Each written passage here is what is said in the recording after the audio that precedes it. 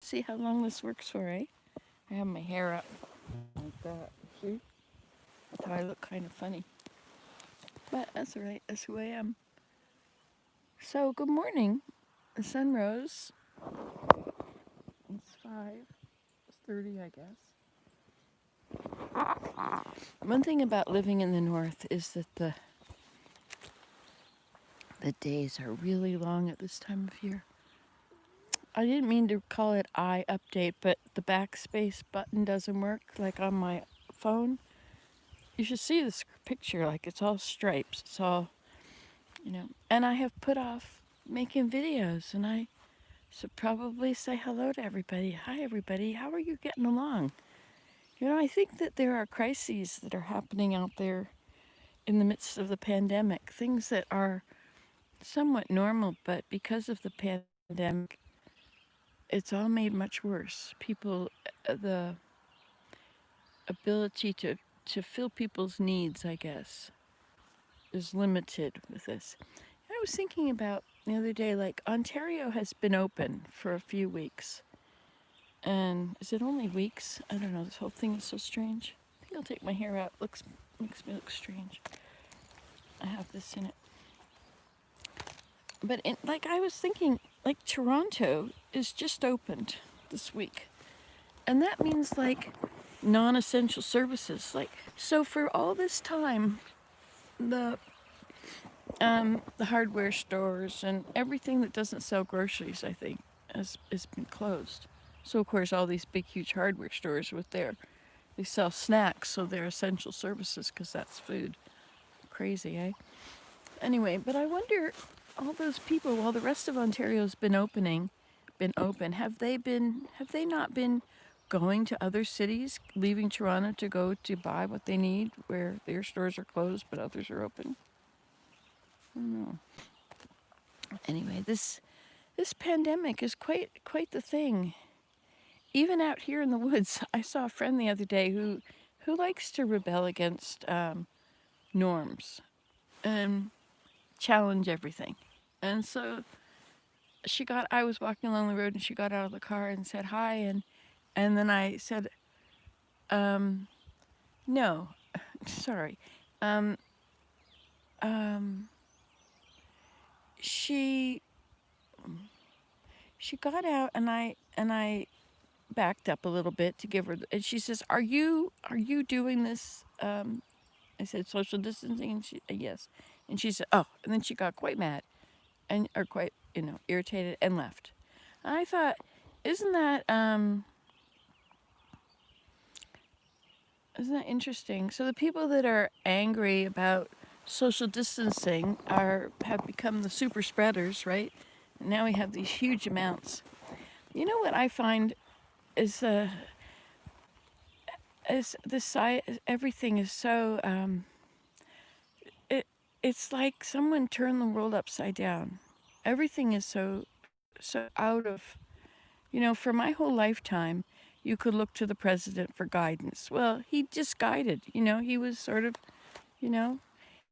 Anyway, and now I find that we have somebody that just makes things up. He's living in a world where he is the reality star and he writes the script of what's going to be happening today and what we're going to all be thinking about and and that's the whole way he's living, running the country. He's in a dream world. He's making it all up as he goes. And the thing that is so scary to me, maybe it really doesn't matter because it's all just a joke. Remember that song, I started a joke, which started the whole world laughing? Anyway, and then in the end, it's all on him. But living, living the life and playing like it's a reality show and that the truth really doesn't matter. His 200 miles of a fence, it's not 200 miles of new fence.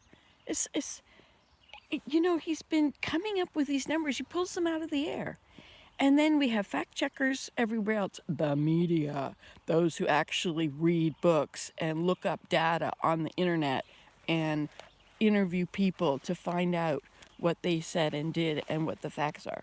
Those people are the media. That's what media. Do you realize that if I were a reporter, I would be into finding out the truth and reporting the truth, and investigating. Many all through centuries, investigative journalism has been the beginning of all the many investigations, many crimes that are unseen. People win Pulitzer prizes for uncovering things that they investigate and they find stuff out, and then justice is brought to bear. Well, that whole thing is out the window now. My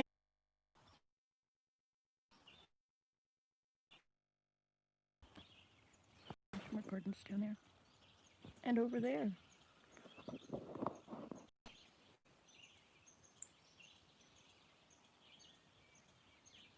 There's 20 garden beds here, and then there's 20 over there, and then there's 5 by the moat and 3 in the gardening. Sorry, that was a better topic than the other topic. Anyway, so I get quite upset because in my religion, in my view of my place on the planet and all of us as a family and children of God, and Satan is the father of lies. And it's true. It's true. And not everything is political. There is right and wrong and truth and error. And it doesn't have to be political, and it doesn't have to be for or against you. Wrong. God stands for goodness, light, truth, love, purity, honesty, helpfulness, charity, love, loyalty, humility, all those things. And the opposite is true of the opposite. And just because we don't talk about him, and for the most part, society believes he doesn't exist, he does exist. He is as real as Heavenly Father. Our attention. And it breaks my heart when I watch somebody lying, and about half of the population believes what he says. I mean, he's not just lying. He's living in an altered reality. Really, think about it. He's the reality star. Everything is about him and him getting reelected and him looking good. That's the basis. That's where we start. And from there, well, the first casualty of war is the truth. So whatever is true, well, a person is always a bit flawed, right? We've all good and bad. But the first casualty of war is the truth. Have you ever heard that?